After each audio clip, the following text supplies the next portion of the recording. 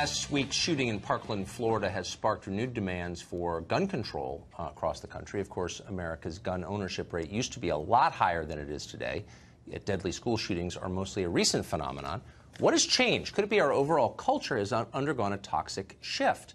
Matt Bevin is the governor of the Commonwealth of Kentucky. He recently suggested that violent video games and TV shows have created a, quote, desensitized culture. Governor joins us tonight. Governor, thanks for coming on. Great to be on with you, Tucker. So that is kind of the question. I mean, fewer American households own guns than did 50 years ago, and yet we didn't have school shootings. What do you think the difference is between then and now?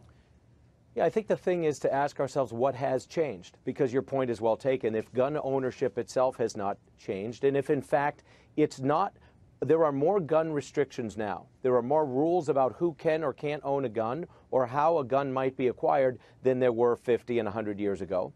And yet 50 and 100 years ago, children did not slaughter other children at school. What has changed? It isn't the gun. So something culturally has changed. And I would submit that we have become significantly desensitized to death and to violence. And we are training children, whether we intend to or not, whether it's anyone's desire or not, through video games, through movies, through musical lyrics, through television shows, increasingly during prime time even. The amount of violence is increasingly realistic, increasingly graphic, and there is a cost to this. You couple that with the number of psychiatric drugs that children and adults, for that matter, are on, and the number of warnings about depression and suicidal thoughts. You couple all that with the fact that our mores as a society have shifted to the degree that they're largely non-existent, that we no longer have these clear delineated right and wrong boundaries, that everything is somewhat gelatinous.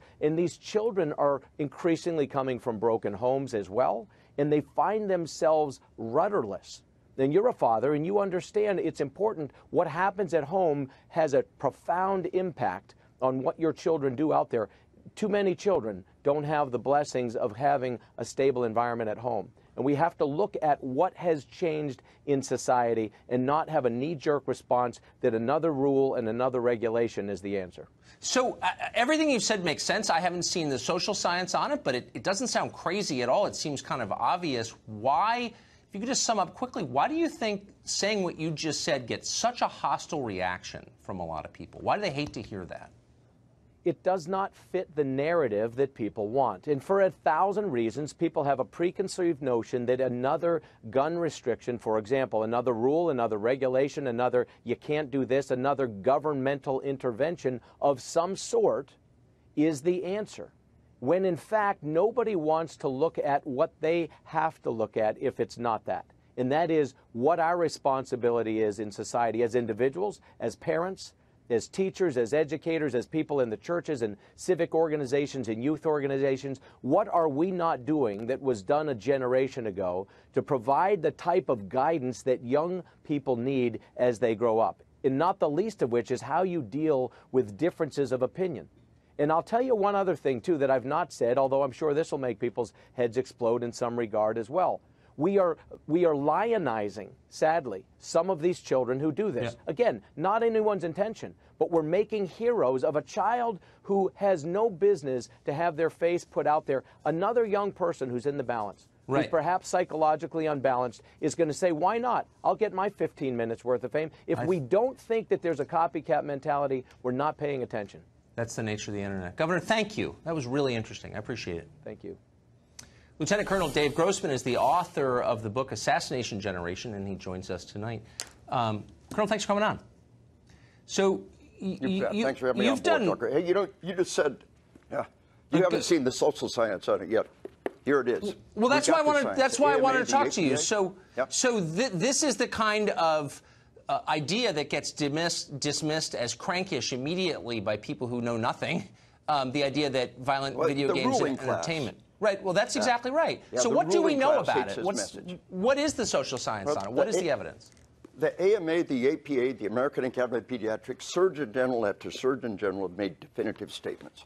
Where the matter came before the Supreme Court, California law to regulate children's access to violent video games, the video game industry found 82 journalism professors. Now think about it, 82 media studies professors who told the Supreme Court there is no scientific proof.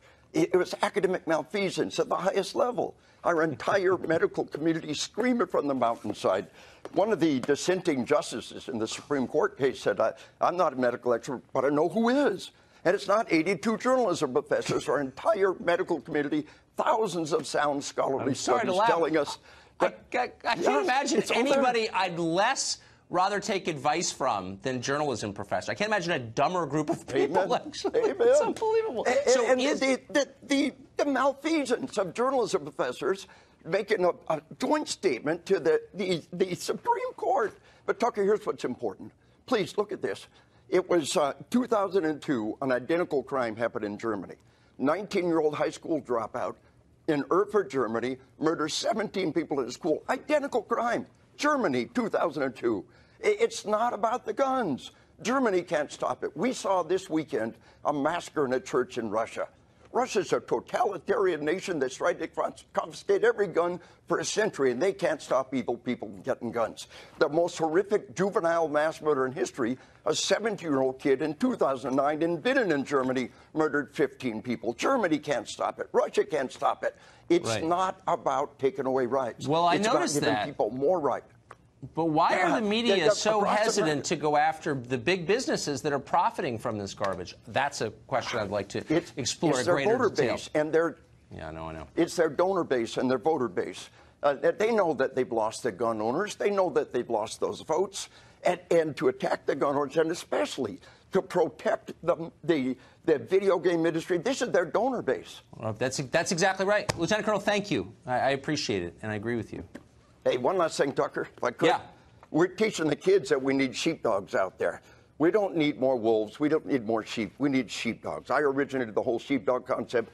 The Sheepdog Kids book, Assassination Generation. We're changing the world, Tucker. There's hope for America, and it begins with you. Thank you for what you do. I appreciate it. Thanks.